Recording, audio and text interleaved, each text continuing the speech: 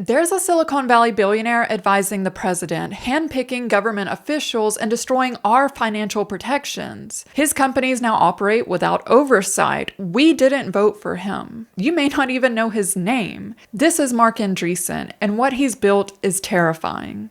Tech CEOs want us to know they're not like us. They're the modern-day explorers, surveying the technological frontier to bring us abundance. Civilizational abundance. AI that can lead towards a world of abundance. Different way in a world where there's a lot of abundance. I totally believe we should be living in a time of abundance. They can have more abundance.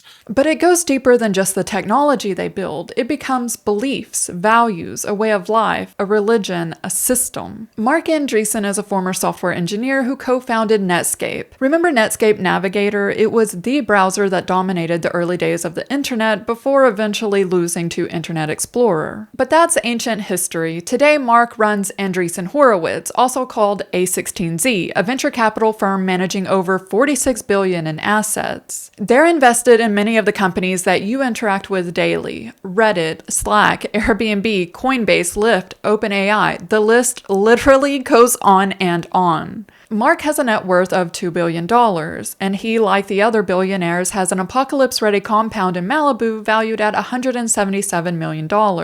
Politically, Marc votes where he thinks he'll have the most influence. He's previously donated to Democratic nominees, and he's worked with the Biden administration. Half your time at Mar-a-Lago, broadly, in the environments around Mar-a-Lago, like, what are you weighing in on? What are the kind of meetings that you're taking, having? I've been involved in some of the interviewing process for some of the officials coming in. The caliber of a lot of the people that I've met has been very high. It's all in preparation for actually taking office on January 20th, so we still have a ways to go. But they are certainly going to hit the ground running on Inauguration Day. We the people did not vote for or elect this man, yet he's the president's unofficial advisor. He's involved in the interviewing process of government officials despite himself not having an official role in the government. These billionaires are bypassing democratic processes and electing themselves. But it gets worse. Marc set his sights on the Consumer Financial Protection Bureau, or the CFPB. If you're unfamiliar, this agency was created after the 2008 financial crisis, after lenders gave those predatory loans to people that they knew couldn't afford the mortgage. But according to Marc, the CFPB only exists to terrorize new fintech companies, specifically his fintech companies. So, like, for example, we have this thing called the Consumer Finance Protection Bureau, CFPB, and it's an independent agency that just gets to run and do whatever it wants. What does her agency do? Whatever she wants.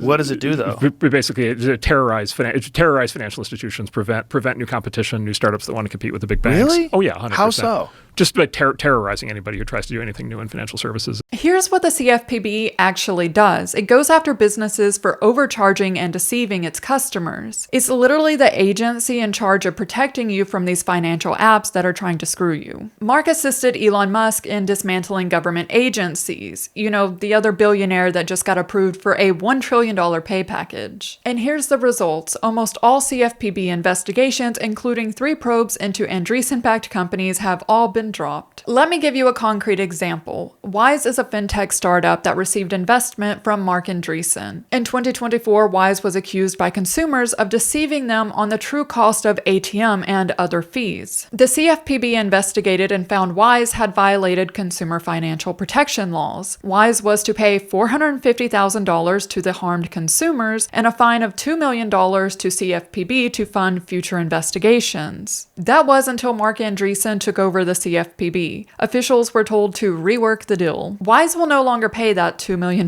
fine. Instead, they'll pay a new penalty of just $45,000. There are over 20 such deals being renegotiated right now. And about those bank fees, the CFPB finalized a rule lowering overdraft fees, preventing these banks from burying people in more debt when they're already having a rough time. This rule could have saved customers up to $5 billion annually in overdraft fees, but Marc Andreessen and others overturned this rule. Then there's the cryptocurrency. Marc has invested in many crypto startups and donated $33.5 million last year to pro-cryptocurrency political groups. The CFPB wanted to enact a rule that would require the crypto industry to return money to defrauded customers. After all, over $2 billion in digital assets were stolen in 2022 alone. But after Marc took over, the CFPB withdrew this proposed crypto rule, citing it does not align with current agency needs, priorities, or objectives. While attending university, Marc used university resources, aka taxpayer dollars, to build the Mosaic browser. It was not at Stanford,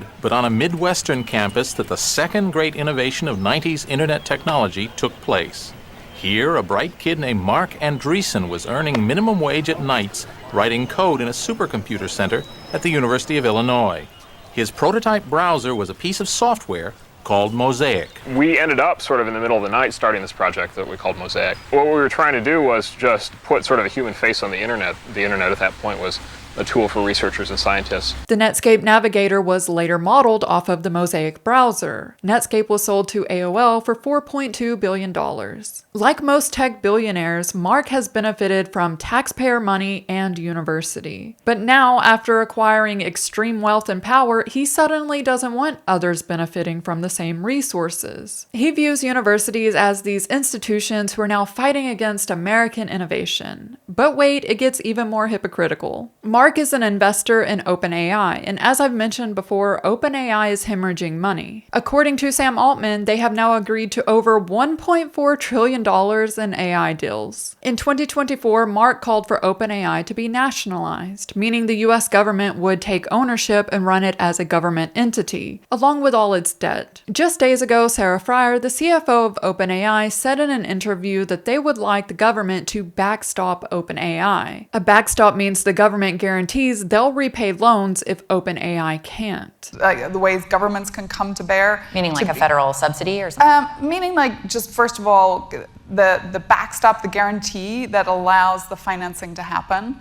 And I think we're seeing that. I think the US government in particular has been incredibly forward-leaning, has really understood that AI is almost a national strategic asset, and that we really need to be thoughtful when we think about competition with, for example, China. What she's discussing here is taxpayers bailing out OpenAI. Let me show you the tax breakdown for 2024. The US federal government collected $4.9 trillion in taxes. Of that, 49% or $2.4 trillion came from personal income tax. That's coming straight from your paycheck. The other big portion is payroll at 35% or $1.7 trillion. Again, half of this comes directly from your paycheck, and it's supposed to be going to our Social Security and Medicare. Now let's look at what these corporations paid in. 11% or just $529 billion. Let me get this straight. Us taxpayers are virtually the sole reason that the government even has money. But billionaires who claim they don't want government regulation, they don't want government involvement, they want taxpayers to fund their companies when they fail. But Marc's power grab doesn't stop at financial regulation. Traditional media has been bought by billionaires. Americans have switched to social media for news. Roughly 53% of adults get their news from social media, and the billionaires know this. Along with billionaire Larry Ellison, Marc Andreessen is also in talks to purchase TikTok. He's also invested in Substack, a platform used by independent journalists. And now after they bought traditional media, they want to buy social media. They want to control the flow of information. To understand why Marc is doing all of this, you have to understand what he believes. In 2023, Marc produced his Manifesto, declaring himself a Techno-Optimist. It literally turns technology into a religion. He proclaims, "We are being lied to. We are told that technology takes our jobs, reduces our wages, increases inequality, threatens our health, ruins the environment, degrades our society, corrupts our children, impairs our humanity, threatens our future, and is ever on the verge of ruining everything." Not at all surprising, he lists sustainability, ethics, and social responsibility, among others, as enemies of progress. Marc makes it clear that technology is sacred, the only thing that can save humanity, and anyone who disagrees is the enemy. This man who claims technology doesn't take jobs just laid off the staff at his Talent Opportunity program. And his claim that technology doesn't increase inequality, we can just look at some of the richest people in the US. Musk, Bezos, Zuckerberg, Ellison, Page, Dell, they're either current or former CEOs of tech companies. And as for tech causing harm or ruining the environment, need we be reminded that these AI data centers are consuming vast amounts of water, electricity, rare earth minerals? Or should we focus on the TikTok brain rot? We believe our planet is dramatically underpopulated compared to the population we could have with abundant intelligence, energy, and material goods. Abundant. Where have I heard that before? Abundance, abundance that abundance, abundant, abundance, abundant, abundance, in abundance, like techno-abundance. We believe the global population can quite easily expand to 50 billion people or more, and then far beyond that as we ultimately settle other planets.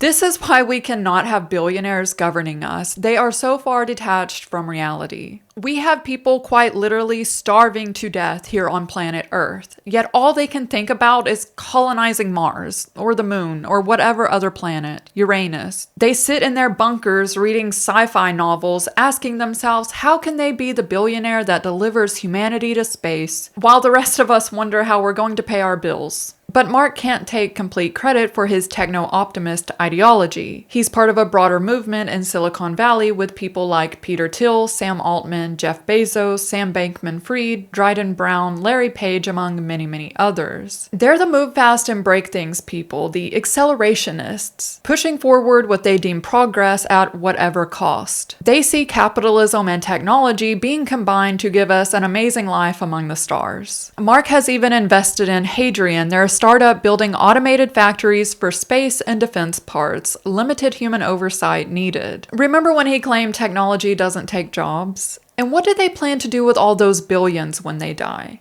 Donate it to Elon. Elon is the case study for behavior, but the other thing that it's always really made me think is Larry Page was asked one time what his approach to philanthropy was, and he said, "Oh, I'm just my philanthropic plan is just give all the money to Elon."